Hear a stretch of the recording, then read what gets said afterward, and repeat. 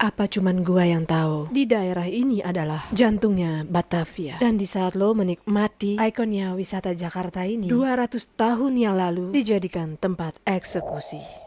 Di mana tempatnya? Sini gua ceritain.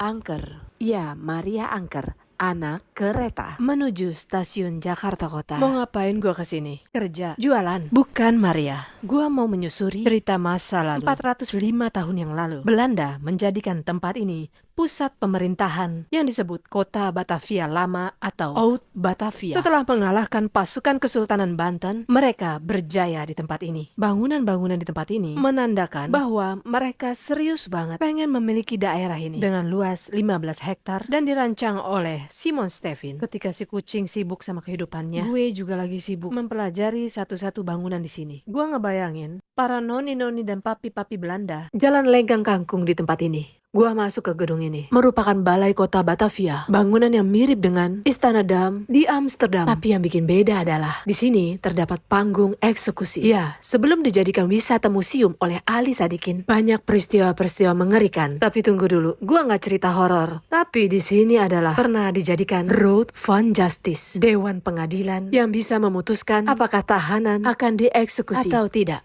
Dan di sini lo akan menemukan penjara bawah tanah, merupakan tempat paling ikonik di tempat ini. Sejumlah 5 kamar para tahanan dengan dirantai batu besar dan menurut gue ini nggak layak. Dan konon ceritanya, para tahanan belum sampai pada waktu eksekusi menghembuskan nafas di ruang penjara ini. Jujur, gua mencium bau anyir di salah satu kamar penjara ini. Lagi-lagi, ini bukan cerita horor Maria. Oke, ini sejarah. Cut, Nyak Din, dan Pangeran Diponegoro pernah ditahan di tempat ini. Sang pangeran merupakan tahanan politik berstatus tinggi dan disegani. Sang pangeran memiliki kamar tersendiri bersama istrinya, menunggu keputusan pengadilan sebelum diasingkan ke Makassar. Dan lo lihat patung ini? Pernah mejeng dan nyemplung di sungai Jembatan Harmoni. Dialah patung Dewa Hermes. Patung yang seharga 1 miliar ini dan sudah berusia 120 tahun diamankan pemerintah di tempat ini. Maria bergegas ke tempat lain. Di bangunan ini, lo bisa menemukan nisan dari seseorang sang pendiri kota Batavia, Jan Pieterszoon Koen, dan 17 gubernur jenderal lainnya yang dikubur di tempat ini. Dan lagi-lagi sekarang dijadikan museum. Beragam bentuk wayang ada di sini. Dulunya adalah sebuah gereja, jadi tempat ibadah tentara dan penduduk Belanda. Sempat berganti nama dan sejatinya di zaman itu, di gereja dikelilingi oleh makam-makam. Di tahun 1800-an sempat hancur karena gempa. Dan banyak cerita, jenazah-jenazah tertimbun dengan runtuhan bangunan ini, dan versi lainnya, jenazah dipindahkan. Tapi yang pasti, lu bisa melihat sampai sekarang ini 9 batu nisan, termasuk nisan dari pemilik toko merah.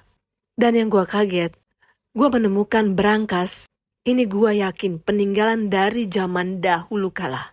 Tapi gue gak dapat cerita dari brankas ini. Ini bangunan beberapa kali rusak karena rayap. Bahkan rayapnya ganas guys. Intens dilakukan fumigasi. Di sekitar lokasi ini, dekat laut, otomatis tanahnya lembab. Lo gali 1 meter udah keluar air. Kadar air melewati dinding, membuat bangunan-bangunan tua ini semakin lembab. Tapi tunggu dulu.